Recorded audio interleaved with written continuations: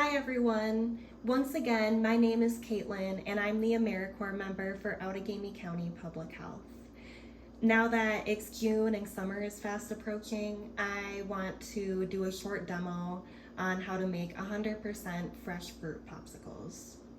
For this specific variation, I used 3 cups of watermelon, 1 cup of strawberries, and the juice of 1 lime.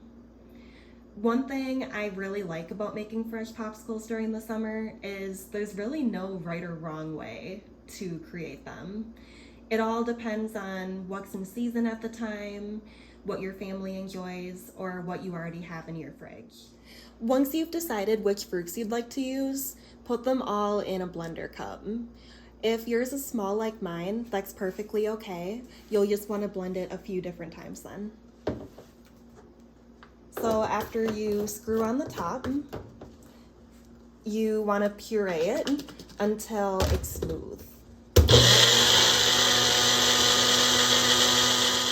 Once your fruit is blended, it's time to put it into the popsicle mold. If you don't have a popsicle mold, some common household items you might have that would be a good substitution would be an ice cube tray or a muffin tin. For today, I'm gonna use these little popsicle molds that I found in our freezer. So you wanna carefully pour your mix into the mold up to the line, and then you'll wanna put this in the freezer for 2 to 3 hours or until it's frozen. And after they're frozen, enjoy.